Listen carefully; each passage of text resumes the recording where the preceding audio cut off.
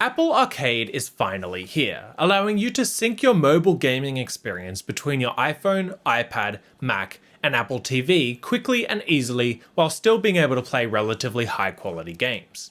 I've been using Apple Arcade since launch, and I've really enjoyed it. But it's not without its trade-offs, and it's important to manage expectations when it comes to the types of games you'll be able to play. In this video, I'm not going to go over all the games available on Apple Arcade, or even most of them, but I will go into how it all works and whether or not it's worth the money. If you like this video, please subscribe to the channel for more upcoming videos. I'd really appreciate the support. In an era of game streaming services and subscriptions, it's important to define exactly what Apple Arcade is. It's not, for example, a Google Stadia competitor. It's not even a game streaming service. Instead, games are downloaded locally to your device, meaning that you can play them offline. That, however, also means that games are a little limited by mobile hardware, so you won't be getting any AAA game titles anytime soon. Instead, Apple Arcade is all about improving the mobile gaming experience, and that's just what you'll get. Souped up mobile games that are high quality, ad-free, and microtransaction free. Not only that, but by subscribing to the service, you won't have to worry about buying a game that ends up being disappointing. You can download a game, and if you don't like it, simply delete it from your device. And the service offers a free trial, so if you're not sure whether or not the games on Apple Arcade are right for you, you can effectively try before you buy. After the free trial, Apple Arcade comes at $5 per month, which actually isn't bad at all. It's super easy to use too. Once you've signed up for the service, you'll simply head to the Arcade tab in the App Store and download games the same way you would any other app. Considering how high quality the games are, they might be a little bigger files than other apps on the App Store, so it's worth downloading on Wi-Fi. You'll have to download games on each device manually. They won't download automatically on all your devices. The games themselves are actually pretty cool, but again, don't expect console quality graphics or endless storylines. I've been playing with a few games for a while now, and really enjoyed them so far. Perhaps the game I've played most is Oceanhorn 2, which I've really enjoyed.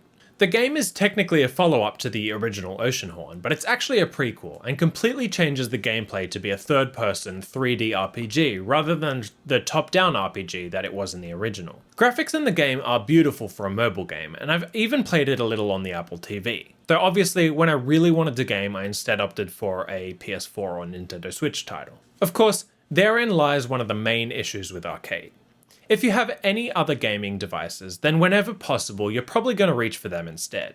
That's especially true of the Nintendo Switch, which in my opinion is still the king of hybrid gaming experiences. That said, for those not interested in buying a console or PC games, Apple Arcade is a happy medium, allowing users to play beautifully developed games without having to invest in extra hardware. Other games are less aimed at console quality experiences and more at simply high quality mobile games. A good example of this is Skate City, which is a side-scrolling skate game that allows you to perfect skate tricks and get high scores. It's a game that you can play for a few minutes on the toilet or an hour before bed, which I think is the ideal mobile gaming experience. Another highly anticipated game is Sayonara Wild Hearts, which is essentially a rhythm game that emphasizes flashy visuals and accompanying music. It's a pretty beautifully developed game, and while not really that challenging, the interesting look of it makes up for that, at least initially. Hot Lava is an interesting concept too. It's essentially a 3D platformer with virtual reality concepts mixed in, allowing you to move your iDevice to look around the room. It's pretty fun once you get the hang of it. Of course, there are a few games that I'm looking forward to.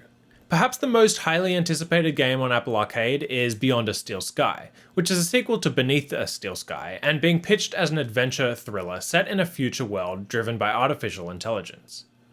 Hopefully the game will come to Apple Arcade soon. If you're a gamer that owns a console and expects a certain level of development from your games, Apple Arcade is not the service for you.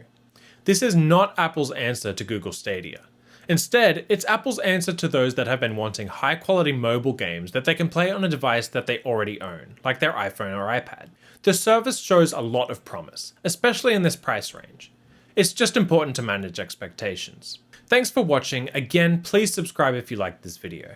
My name is Christian, and I'll see you next time. See ya.